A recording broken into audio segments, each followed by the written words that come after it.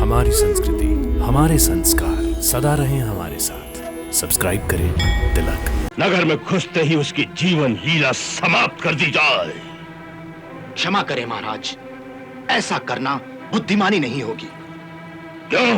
उसके कई कारण हैं। क्या कारण हो सकता है?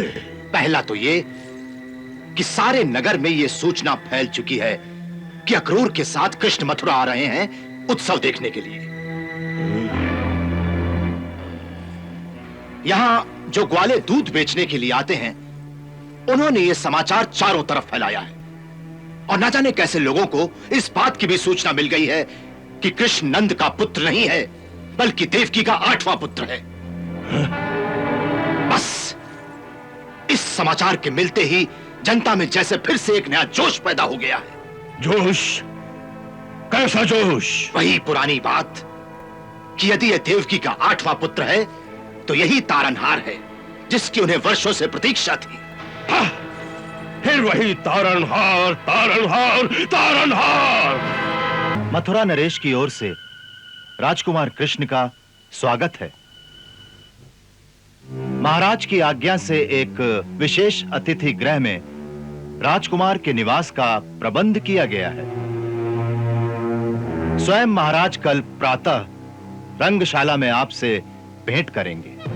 अच्छा प्रबंध है दाऊ भैया। हाँ, हम अतिथि गृह में थोड़ा विश्राम करके फिर नगर की शोभा देखने चलेंगे। अवश्य। महाराज, जरूर कहो, कहो गोकुल का कुछ समाचार मिला? बधाई हो महाराज, बधाई हो। हमारी चाल सफल हो गई। हाँ? अभी अभी गुप्तचर ने आकर यह सूचना दी है कि आज प्रातः ही कृष्ण को साथ लेकर अक्रूर वहां से चल पड़े। सुंदर, अति सुंदर। देखो, मार्ग में ध्यान रखना, कहीं मार्ग में ही इधर उधर ना हो जाए। अक्रूर पर भरोसा नहीं किया जा सकता। आपका संदेह ठीक है महाराज। ऐसा भी समाचार है कि अक्रूर के घुड़सवारों का एक दस्ता रथ के पीछे पीछे आ रहा है, परंतु चिंता की कोई बात नहीं। हमारी सेना की एक छोटी सी टुकड़ी जंगल में छिपे छिपे उन्हें चारों ओर से घेरे में लेकर साथ साथ चल रही है। अब मथुरा आने के सिवा उनके पास दूसरा कोई रास्ता नहीं रहा। यहां तक कि हमने गोकुल वापस जाने का रास्ता भी पीछे से बंद कर दिया है। उत्तम, अति उत्तम। कब तक आ जाएंगे? उन्हें आज शाम तक यहां पहुंच जाना चाहिए। मछली जाल में आ गई चाणूर, मछली जाल में आ गई। नगर में घुसते ही उसकी जीवन लीला समाप्त कर दी जाए। क्षमा करें महाराज, ऐसा करना बुद्धिमानी नहीं होगी। क्यों? उसके कई कारण हैं। क्या कारण हो सकता है? पहला तो ये कि सारे नगर में ये सूचना फैल चुकी है कि अक्रूर के साथ कृष्ण मथुरा आ रहे हैं उत्सव देखने के लिए। यहां जो ग्वाले दूध बेचने के लिए आते हैं, उन्होंने ये समाचार चारों तरफ फैलाया है और न जाने कैसे लोगों को इस बात की भी सूचना मिल गई है कि कृष्ण नंद का पुत्र नहीं है बल्कि देवकी का 8वां पुत्र है। बस इस समाचार के मिलते ही जनता में जैसे फिर से एक नया जोश पैदा हो गया है। जोश? कैसा जोश? वही पुरानी बात कि यदि यह देवकी का 8वां पुत्र है तो यही तारनहार है जिसकी उन्हें वर्षों से प्रतीक्षा थी। हाँ, फिर वही तारनहार, तारनहार, तारनहार। जो तारनहार का नाम ले, क्या उसकी जिह्वा नहीं काट सकते तुम? काट सकता हूं, उन सब की जिह्वा काट सकता हूं मैं। परंतु महाराज, आप ये मत भूलिए कि इस समय आपके निमंत्रण पर दूसरे कई प्रदेशों के राजा और सरदार यहां आए हुए हैं। उनके अतिरिक्त बाहर के राज्यों से हजारों लोग यहां का उत्सव देखने के लिए मथुरा के बाजारों में घूम रहे हैं। उनके यहां रहते, उनकी आंखों के सामने हम मथुरा वासियों का कैसे दमन करेंगे? चारों ओर एक ऐसा भयानक उपद्रव फैल सकता है कि फिर उसे संभालना असंभव हो जाएगा। फिर हम अपने शत्रु को कैसे मार सकेंगे चाणूर, कैसे मार सकेंगे? महाराज, जरा धीरज से काम लीजिए। यह उतावली का नहीं, धैर्य का समय है, धैर्य का। तनिक सोचिए, आपका परम शत्रु इस समय स्वयं चलकर आपके जाल में फंसने के लिए आ रहा है। उसे शांति से अंदर आने दीजिए। उसके आते ही मथुरावासी चारों ओर से उसके दर्शनों के लिए उमड़ पड़ेंगे। उन्हें खुश होने दीजिए, उन सबको उसकी जय जयकार करने दीजिए। हाँ, जनता उसकी जय जयकार करेगी और हम हाथ पर हाथ धरे चुपचाप ये तमाशा देखते रहेंगे। हाँ? नहीं महाराज, चुपचाप तमाशा मत देखिए, बल्कि आपकी ओर से भी आपके मंत्री उसका एक राजकुमार की भांति ही स्वागत करें। उसे आज की रात एक सुंदर अतिथि गृह में ठहराया जाए। जनता का जोश घड़ी भर का होता है। उसका इस प्रकार स्वागत सत्कार होता हुआ देखकर मथुरावासी शांत हो जाएंगे और चुपचाप अपने अपने घरों में जाकर सो जाएंगे। फिर तो कई तरीके हैं महाराज। समझ गया चाणूर, समझ गया। रात के अंधेरे में अतिथि गृह के अंदर ही उसकी हत्या कर दी जाएगी। हाँ। फिर वही उतावली। महाराज, हमारे पास ऐसी सुंदर सुंदर चालें हैं जिससे दिन के उजाले में सारी प्रजा के सामने यह कार्य इस प्रकार संपन्न हो जाएगा और कोई भी आप पर शक की उंगली नहीं उठा सकेगा। कौन सी चालें? पहली तो ये कि आपके हाथी कवल्या पीठ को आज सारी रात मद पिलाकर मदमस्त कर दिया जाएगा, ताकि जब प्रातः कृष्ण रंगशाला को जाने के लिए नगर चौक से गुजरे तो उस पागल हाथी को उस पर छोड़ दिया जाए। पलक झपकते ही वो हाथी अपनी सूंड में लपेटकर पैरों तले कुचल देगा।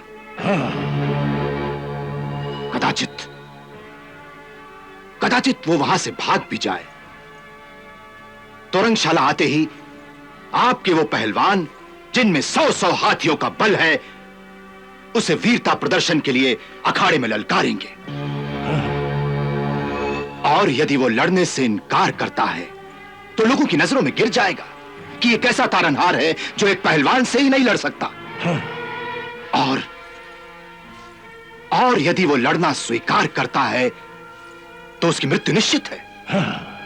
महाराज, आपके पहलवानों में अकेला मुष्ट ही इतना बलवान है कि एक ही ताव में उसके शरीर के चिथड़े उड़ा देगा। दूसरे पहलवानों की तो बारी ही नहीं आएगी। और ये सब आपकी आंखों के सामने होगा, जनता की आंखों के सामने होगा। शाबाश, शाबाश चाणूर, शाबाश। इसे कहते हैं कि सांप भी मर जाए और लाठी भी न टूटे। जी महाराज, ये ऐसी चाल है कि एक तीर से 2 शिकार।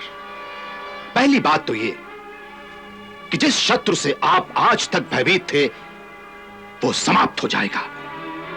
और दूसरी बात, जब लोगों के सामने कृष्ण के टुकड़े होंगे तो इतने बरसों से उनके मन में जो विश्वास है तारनहार के लिए, जो श्रद्धा है, वो विश्वास, वो श्रद्धा भी खत्म हो जाएगी कृष्ण के साथ।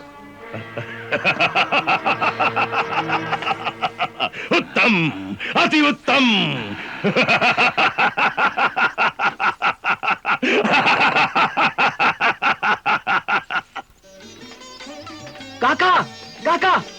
काका वो आ रहा है। कौन? तारनहार। कौन तारनहार? हमारा तारनहार, देवकी का अष्टम पुत्र। सच? देवकी का अष्टम पुत्र? हाँ, अष्टम पुत्र कृष्ण, उसका नाम कृष्ण है। कृष्ण? हाँ। देवकी का अष्टम पुत्र? क्या वो जीवित है? हाँ, उसे गोकुल में छिपा कर रखा गया था। सुना है अक्रूर जी उसे साथ लेकर आ रहे हैं। काका, ये तो गोकुल वालों ने कमाल कर दिया। क्या हुआ? कितने वर्षों तक उस बालक को छुपा के रखा। अब वो बालक नहीं रहा, तरुण हो गया है, तरुण। आज ही गोकुल के 2 ग्वाले मिले थे, कह रहे थे कि वो इतना सुंदर है कि तीनों लोक में ऐसी छवि देखने को नहीं मिलेगी। अरे भाई, भगवान का अवतार है, छवि तो देवताओं जैसी ही होगी। अरे देवताओं जैसी नहीं, भगवान जैसी कहो, भगवान जैसी। भगवान तो ऐसा होता है कि जिसके सामने देवता भी नतमस्तक रहते हैं। हमारा क्या सौभाग्य है कि आज उस अलौकिक छवि के अद्भुत दर्शन होंगे। ये सोच सोच कर ही मुझे रोमांच हो रहा है। अभी बस, अब बिक्री नहीं करूंगा। दुकान बंद कर रहा हूं मैं। क्यों? आज हमारे तारनहार आने वाले हैं, उनके दर्शनों के लिए चौक जा रहा हूँ। सुना है उनका रथ उधर से ही निकलने वाला है। इसके दाम? अरे पैसे कल दे देना भाई, अभी मुझे समय नहीं है। अरे बुलवा जी, जल्दी से सामान अंदर रख, दुकान बंद कर दे। अरे तारनहार के दर्शन करेंगे। अरे अरे, सब दर्शन के लिए यहाँ आकर खड़ी हो गई। किसी ने पुष्पों का प्रबंध किया है कि नहीं? जब वो यहाँ से निकलेगा तब उस पर पुष्प वर्षा नहीं करोगी क्या?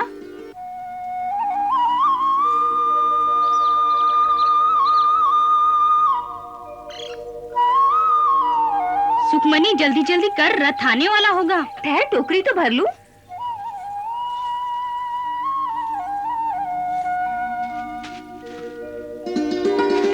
अरे रे रे रे, ये तुम लोग क्या कर रही हो? सारी फुलवारी उजाड़ दी।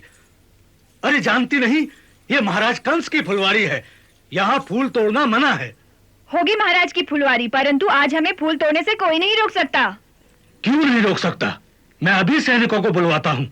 बुला ले बुला ले, अब महाराज के सैनिकों से कोई नहीं डरता। आज हमारे तारनहार आने वाले हैं। कौन आने वाले हैं? हमारे तारनहार। कौन तारनहार? तारनहार, उनका नाम है कृष्ण। कृष्ण? कृष्ण आने वाले हैं? हाँ हाँ, कृष्ण आने वाले हैं। अरे ये तो महाराज कंस का माली है, इसे क्या पता कृष्ण कौन और तारनहार कौन। चलो भागो, नहीं तो ये सैनिकों को बुला लेगा। हाँ, हाँ, चलो चलो, बहुत फूल हो गए, चलो चलो।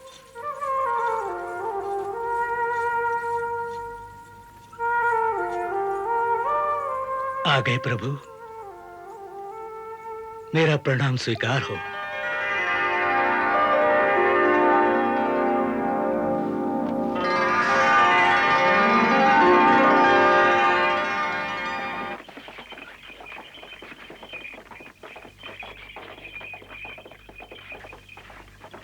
वो देखिए, मथुरा नगरी का प्रवेश द्वार दिखाई दे रहा है।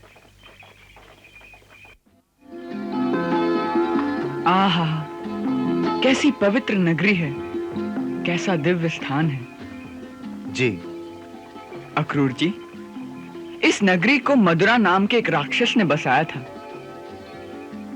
शिव जी का बड़ा परम भक्त था वो। उसी के नाम से ये पहले मधुरा और फिर मथुरा नगरी कहलाने लगी है। वस्तुतः ये पुण्य धरती भक्तराज ध्रुव की तपोभूमि है। यहाँ उस महान बालक ने ऐसी घोर तपस्या की थी कि स्वयं भगवान को अपने चतुर्भुज रूप में उनके सामने प्रकट होना पड़ा था।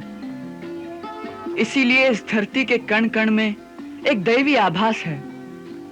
अयोध्या, अवंतिका, मायापुरी, काशी आदि जो 7 मोक्षदायिनी पुरियां हैं, उनमें एक मथुरा नगरी भी है। इसीलिए इस पवित्र धरती को प्रणाम कीजिए।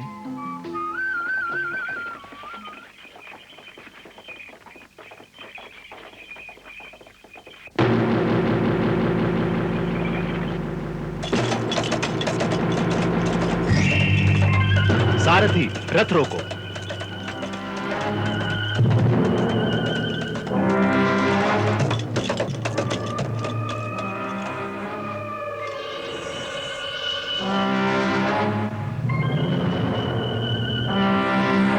मथुरा नरेश की ओर से राजकुमार कृष्ण का स्वागत है। महाराज की आज्ञा से एक विशेष अतिथि गृह में राजकुमार के निवास का प्रबंध किया गया है। स्वयं महाराज कल प्रातः रंगशाला में आपसे भेंट करेंगे। अच्छा प्रबंध है। दाऊ भैया, हाँ। हम अतिथि गृह में थोड़ा विश्राम करके फिर नगर की शोभा देखने चलेंगे। अवश्य। आप चलिए। चलो सारथी।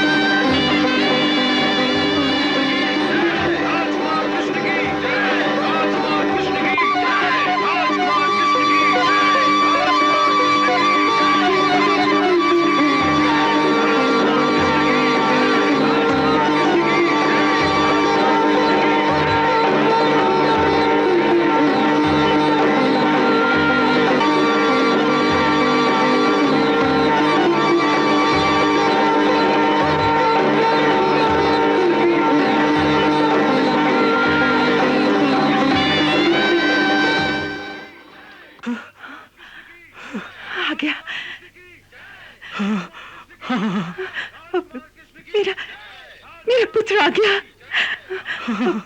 मेरा पुत्र आ गया। मेरा कृष्ण आ गया।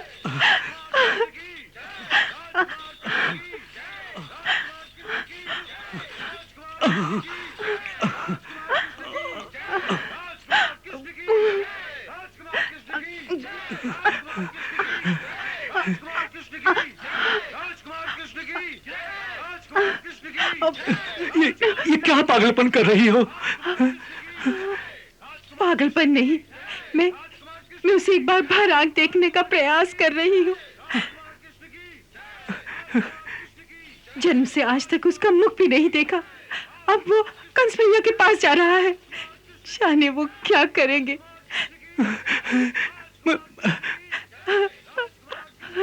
मैं नहीं जानती मेरे भाग्य में फिर उसका मुख देखना लिखा भी है कि नहीं, इसीलिए एक बार मुझे उस झरोखे से देख लेने दो। मैं चाह कर भी तुम्हें उस झरोखे तक नहीं पहुंचा सकता। वो मेरी पहुंच से बहुत दूर है देवी, बहुत दूर है।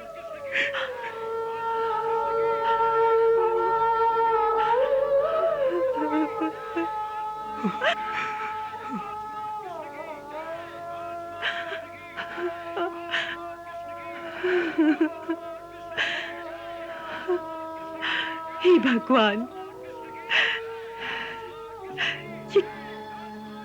ये कैसी माँ के हृदय की परीक्षा ले रहे हो? कैसी परीक्षा ले रहे हो? यदि भगवान पर विश्वास करती हो तो उसकी शक्ति पर भी विश्वास करो। देखनी रही ये कितना बड़ा चमत्कार है। कंस की नगरी में कृष्ण की जय जयकार हो रही है। कृष्ण की जय जयकार हो रही है। कृष्ण की जय जयकार हो रही है। आओ चले।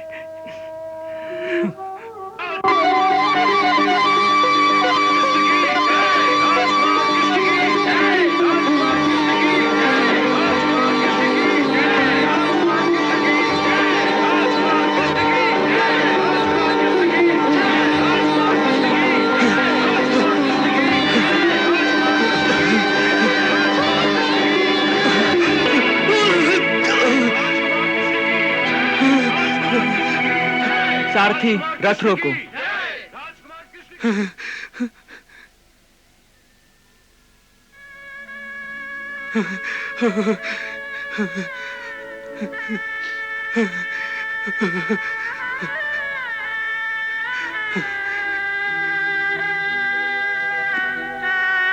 एक दिन दुखी होकर मैं महामुनि गर्ग से यह पूछने गया कि किस पाप के कारण मुझे इस जीवन में यह काम दिया गया है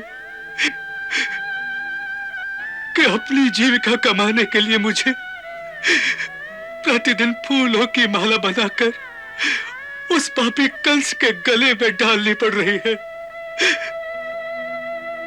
तो उन्होंने कहा था मेरे पाप कर्म समाप्त हो गए हैं और मेरा कोई पुण्य कर्म उदय होने वाला है। मैं इन्हीं हाथों से एक दिन जगत के तारणहार श्री कृष्ण के गले में फूलों की माला डालूंगा। आज उनका वचन सत्य हो गया, मेरा जन्म सफल हो गया। प्रभु मेरा जन्म सफल हो गया। मेरा जन्म उठिए, सफल। उठिए। आज से हम केवल तुम्हारे ही हाथों से बनी पुष्पमाला पहना करेंगे।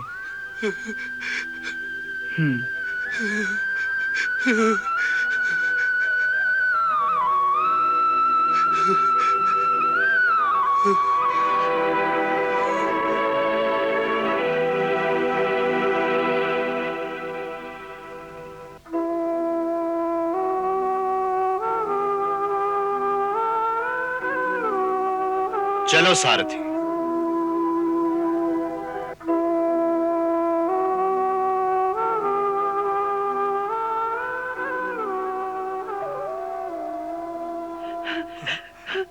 कहाँ गया होगा, कहाँ गया होगा? भैया उसे सीधे राजमहल ले गए होंगे। भैया, भैया क्या कहेंगे उससे? क्या क्या करेंगे उसके साथ? क्या करेंगे उसके साथ? देवी, मुझे लगता है जो आकाशवाणी हुई थी उसके सत्य होने का समय आ गया है। हाँ देवी, चिंता के अंधकार से निकलो, आशा का सवेरा होने वाला है। आशा का सवेरा होने वाला है देवी।